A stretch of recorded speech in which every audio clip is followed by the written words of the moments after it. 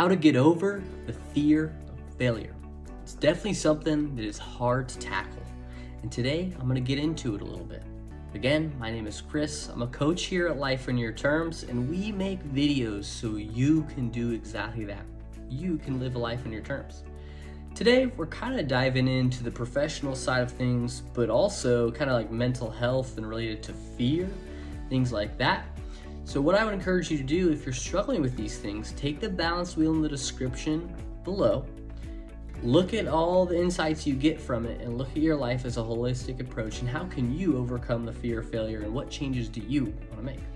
So with that, how to get over the fear of failure. I've got 2 points that I think are crucial. And again, these are all just from my experience. You may not agree, and that's okay. But I'm just here to hopefully share what my experiences have taught me so you can learn that as well. So the first thing I think to get over the fear of failure is you need to reframe it. Reframe that if you have a failure, you didn't lose or fail, you just learned. It shows you how to get better. All of my failures, if I look back on them in kind of every area of my life, it's just showed me how to get better in every realm. And I think the only way to fail is if you lose, the only way to fail is and lose is if you quit. That's the only way to fail, is if you quit. If you quit, if you stop doing the journey you're on, you've lost. But that is the only way to lose or to fail. Everything else is just a learning opportunity. And if you create that reframe that I didn't fail or I didn't lose, I just learned something new. And that's okay. That's great actually, because then now you're better equipped for the next time it happens. And maybe you struggle with failure, because I know I did for about 6 months ago or a year ago. I really struggled with it. And the way I had to get over my perfectionism is, instead of thinking, what am I doing wrong, and only focusing on what I'm doing wrong, is focus on what I'm doing right. So the first question I always ask myself if I fail is, what am I doing right? And then I'll look at, what did I do wrong? What can I change? What can I learn from? Things like that. But I never fail. I'm always looking at what I did right, how to build off that, and then also, what do I need to fix so I do better next time? It just makes me better equipped for the next challenge I face. And I feel like that's like a growth mindset. We hear that a lot, growth versus fixed mindset, but I feel like that's a growth mindset. You look at challenges as actually something that grows you instead of takes you back. And it's something that kind of empowers you and it gives you improvement. And it does take a certain degree of resilience, perseverance, and learning from your mistakes. Those things are necessities on this journey, and it is not easy.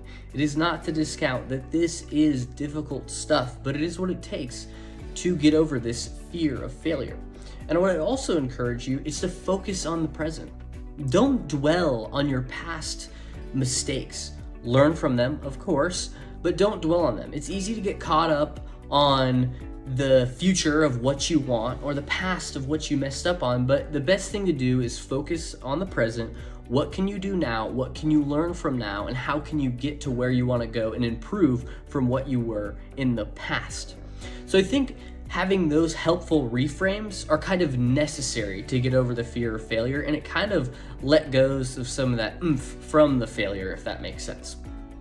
So the second thing that I think is simple exposure. And that's why I'd say it's not easy, because it does take a degree of exposure. And the way I phrase it is, you got to get slapped in the face a few times to be like, okay, this isn't as big of a deal as I make it, but also for you to just understand.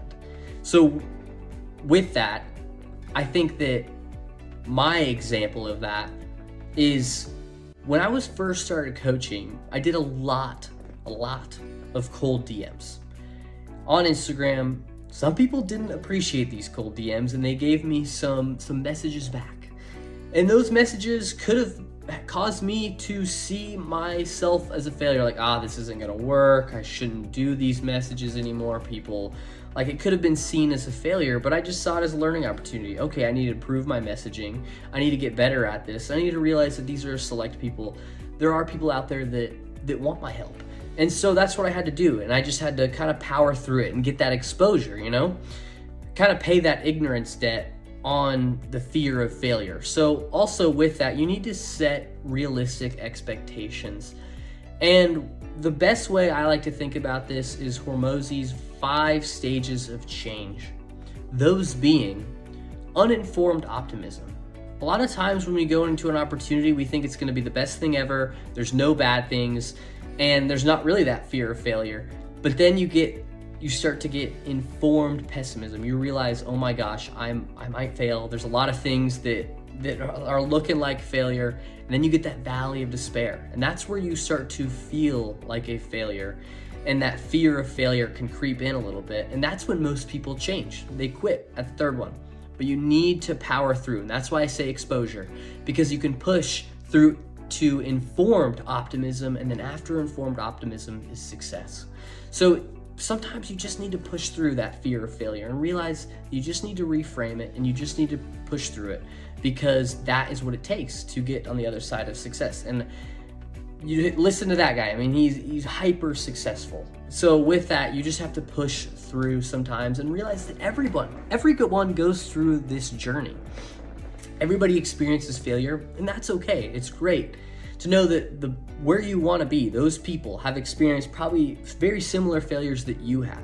And that's why, again, I talk about exposure to get through that fear of failure. And then also, I would encourage you to take small, consistent action. What can you do this day to kind of get over that fear of failure or get yourself exposed to that? I like to think of it as, am I moving that needle? Am I slowly moving that needle up and up and up every day? And sometimes just moving the needle of getting over that fear of failure. Am I exposing myself to uncomfortable situations or uncomfortable things that I'm not used to, so that I get more used to that fear of failure? I don't think about it that way. And that's what it takes sometimes. So, and another helpful thing related to exposure and the fear of failure is surround yourself with like-minded people. Surround yourself with people that have the courage to move through that failure and are doing the same things that you want to do, and have that reframe mindset of trying to get over that stuff. That can be very helpful as well. So again, how to get through the fear of failure. It's not easy and it's a hard journey, but hopefully that was some helpful tips.